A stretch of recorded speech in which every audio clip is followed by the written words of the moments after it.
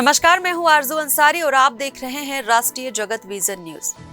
नक्सलियों द्वारा शांति वार्ता का प्रस्ताव दिए जाने पर प्रदेश कांग्रेस अध्यक्ष दीपक बैज ने कहा कि यदि यह कोई ठोस पहल है तो इस पर गंभीरता से विचार किया जाना चाहिए। हालांकि उन्होंने यह भी सवाल उठाया है कि क्या सरकार इसे महज प्रचार के लिए इस्तेमाल कर रही है। देश में नक्सलवाद के खिलाफ चल रहे ऑपरेशन ने नक्सलियों की कमर तोड़ दी है। छत्तीसगढ़, झारखंड, ओडिशा और महाराष्ट्र के कई इलाकों में सुरक्षा बलों की ताबड़तोड़ कार्रवाई से नक्सली बैकफुट पर आ गए हैं।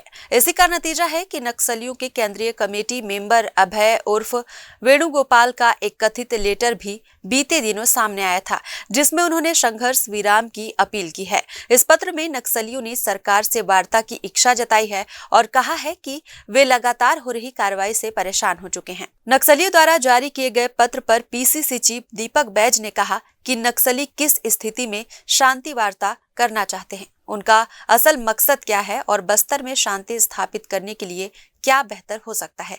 इस पर सरकार को स्पष्ट निर्णय लेना चाहिए। सरकार को यह बताना होगा कि वह वार्ता को किस नजरिए से देख रही है। क्या यह सिर्फ राजनीतिक लाभ उठाने की कोशिश तो नहीं? बस्तर को उपयोग कर अपने वाहवाही लूटने के लिए कहीं सरकार का ये प्रोपोगेंडा तो नहीं। अगर ठोस निर्णय है नक्सलियों की तरफ से तो सरकार इस पे विचार कर लेना।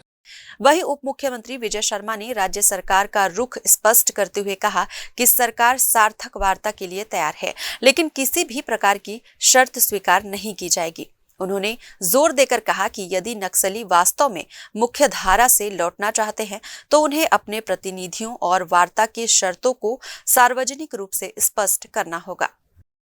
भैया, इसमें उन्होंने लिखा है कि मैंने पिछली बार कहा था कि हम बात करना चाहते हैं। मैं आज भी कहता हूं बात करना चाहते हैं, लेकिन बात करना चाहते हैं मैं ये कह रहा हूं, इसका क्या अर्थ होता है? आप उसे 100 कंडिका लगाकर कहेंगे बात करने को, ऐसी थोड़ी बात होती है। बात करना है तो किया जाए, भेजा जाए, भाई किससे बात करनी, बताएं क्या बात करनी है वो बताएं, बात करेंगे। लेकिन इसका कतई अर्थ ये नहीं है कि सरकार कहीं रुकने वाली है, आर्म फोर्सेस कहीं रुकने वाले हैं। इसका कतई अर्थ ये नहीं है।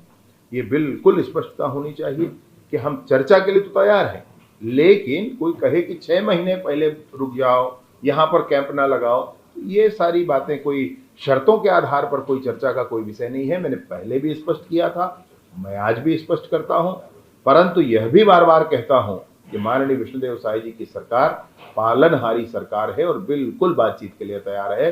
लोकतंत्र पर विश्वास हो, नागरिकों की स्वतंत्रता पर विश्वास हो, माओवाद जैसा चीन में था उस तरीके से लोगों को पराधीन बनाकर रखने की प्रक्रिया पर हमको कतई विश्वास नहीं है। हम बिल्कुल उसको पूरा नहीं होने देंगे और बस्तर के गांव-गांव तक विकास पहुंचे, यह सरकार की प्रतिबद्धता है और इसके लिए कोई भी चीज आड़े आएगी तो पूरी दृढ़ता के साथ, पूरी कठोरता के साथ निपटा जाएगा।